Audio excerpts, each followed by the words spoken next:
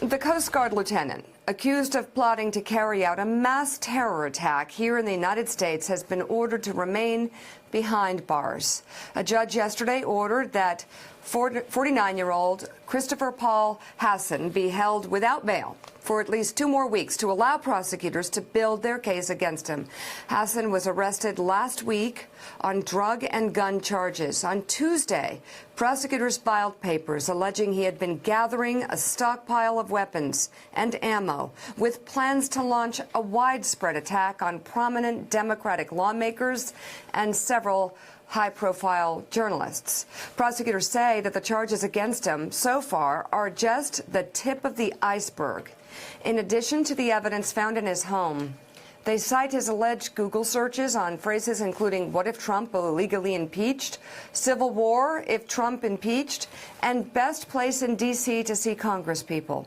Hassan's lawyer is pushing for his client's release, arguing the case against him is thin, saying perceived danger has to be based on facts, not innuendo. The president, as usual, took to Twitter several times yesterday, covering a variety of topics. High-speed data networks, the wall, of course. He weighed in on the Jussie Smollett saga. He endorsed Senator John Cornyn. He tweeted about Black History Month. But when it came to arguably the biggest threat against both politicians and journalists this country has ever seen, he remained silent. But Trump is not alone.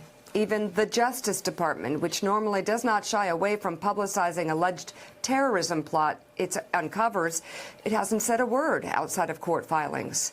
As Matt Miller points out, neither the White House nor the DOJ has felt the need to address this terror plot publicly.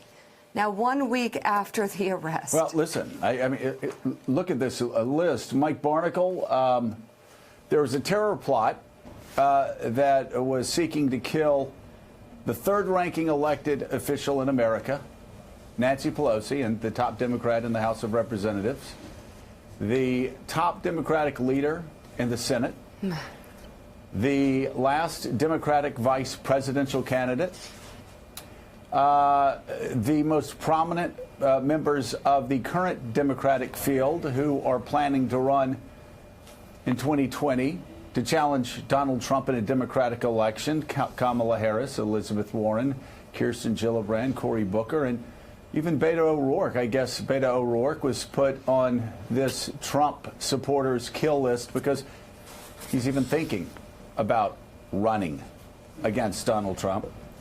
And a Democratic Senator, Richard Blumenthal, who is investigating Donald Trump. National journalists who reported on Donald Trump, and yes, many of his misdeeds. And Mike, you can add to Donald Trump's list of misdeeds deafening silence while a sweeping plot to destroy the congressional Democratic leadership and to wipe clean the Democratic field of candidates who are seeking to run in a Democratic election against Donald Trump next year, are all on this plot by this Coast Guard officer who's been collecting guns and planning this massive attack. Not a single word from the President of the United States. And Mike, I guess we should ask Meacham, but if this is not the greatest plot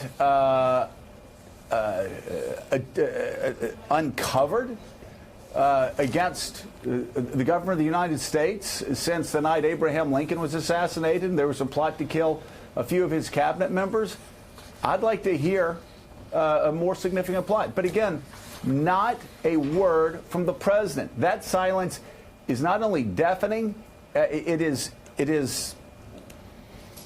just speaks volumes. Well, Joe, and it's understandable. I mean, the root of all of these, this plot is not only nefarious, it's incredible in its depth. All the names that you have just indicated exist. All the planning exists. The use of the Coast Guard computer at work is the tip-off on this. But the language that is employed by the President of the United States in tweet after tweet after tweet the language of division that engenders a lot of division in this country, that triggers diseased minds. Clearly this man has a diseased mind. It's all right there, traceable back to its root. A lot of it comes from the president's tweets and the way the president behaves himself. So it's understandable that this is met with silence from the White House. What is not understandable is the attitude or the silence thus far of the Justice Department. The Justice Department is in pursuit of people who break the law. This is on the, we're going to find out how many laws this guy broke. But to not hear from the Justice Department is kind of astounding. By the way, Willie, no condemnation from Nancy Pelosi's counterpart in the House of Representatives, Kevin McCarthy. Not a word from Chuck Schumer's counterpart in the United States Senate that I've heard, Mitch McConnell. Not a word from Republicans attacking this plot to kill Democrats and journalists. And again, as Mike pointed out, nothing from the Justice Department. Not a single word. This is...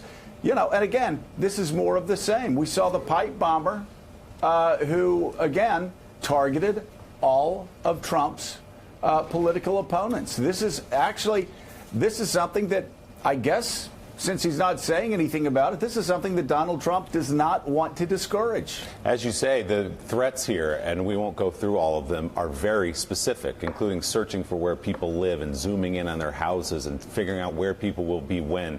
This guy had specific people in mind, including, as you point out, the leadership of the United States Congress. President Trump has been very quick to praise law enforcement, and rightly so, when they thwart an attack like this. You had the FBI working on this. You had the Coast Guard investigative service working on this. There's no real good explanation for why he hasn't said a word about it, or why Mitch McConnell or others haven't said a word about it. And I'm curious, Danny Cevallos, from a legal point of view, when you have a self-described white nationalist who's talked about wanting to start a race war, is there a chance this guy could be let out on bond? It is a possibility, and the reason is, from what I can tell, this is not, believe it or not what we call a presumption case. There are a certain set of cases for which the normal presumption that a defendant should be released pending trial doesn't apply, and those are usually more serious gun and drug cases. It's a close call, but this doesn't appear to fit within the category of those cases where there's a presumption that he should be held pending trial. But as prosecutors say, if this is the tip of the iceberg, then you might see additional charges which would bolster their case that he should be held pending trial. The Bail Reform Act in federal court requires a defendant to be released unless there is no set of conditions that will either ensure his presence at trial or assure the safety of the community. And obviously here, the safety of the community is a huge, huge concern. But there is a chance, with just the pending charges as they stand, that this defendant could be released, amazing as it sounds. Gene Robinson, also amazing again, a plot to decapitate the Democratic Party and its leadership, and not a word from a single Republican on Capitol Hill publicly. It's astounding. And just do this simple thought experiment. Imagine if this guy were a Muslim. And imagine what we would be hearing from Republicans on the Hill, from President Trump, who would be, you know, his thumbs would be sore from all the tweets. We would be hearing from the Justice Department. There would be just a huge clamor. Imagine if you know, an immigrant from a Middle Eastern country, a legal immigrant, had been found with that weaponry and that evidence of plotting in his possession. It would be a huge deal for this administration and for everyone, really. And as far as Donald Trump is concerned, this doesn't seem to have happened, or it happened and he doesn't think it's worthy of note or comment, much less condemnation. It's astounding. Isn't it amazing, Mika, that you have all these backbenchers talking about illegal immigrants committing crimes, even in hearings that are about other things, when illegal immigrants actually commit crimes at a far lower rate? Donald Trump's administration's stats show. than do native-born Americans. And here is a native-born American who is seeking to assassinate members of the free press, the third-ranking constitutional officer in the United States of America, the top Democrat in the Senate, a plot to wipe out half of the Democrats who are running for president. And not a word from those people who say illegal immigrants pose such an immediate threat to the United States of America. Not a single word. Well, against the backdrop of such hypocrisy from Republicans who, cry from the rooftops about a freshman congressman's mistakes, making anti-Semitic remarks that they immediately apologize about, and yet here we have a domestic terror threat. I mean, Susan Del Percio, usually these are moments for unity.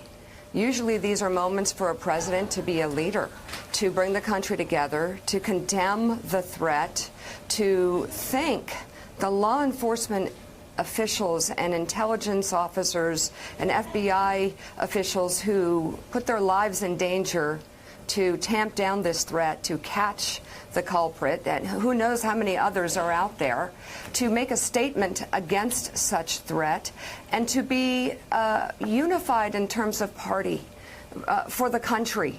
Whether it be a Democrat or a Republican, it's wrong, and the president stands up usually and says that to show unity and leadership. These are all things that are something you would expect on a very basic level, and for most politicians, this is an opportunity to show leadership and to show what we are about.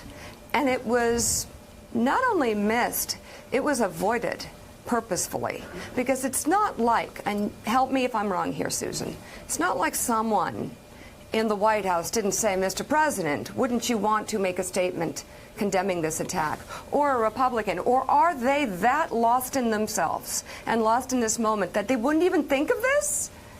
Well, of course, it's what you would expect from any other leader other than Donald Trump, because let's look at his past behavior. When he was a candidate, he refused to condemn David Duke because he thought it would benefit him politically. During Charlottesville, there were good people on both sides, he said, which was absurd and further divided our country.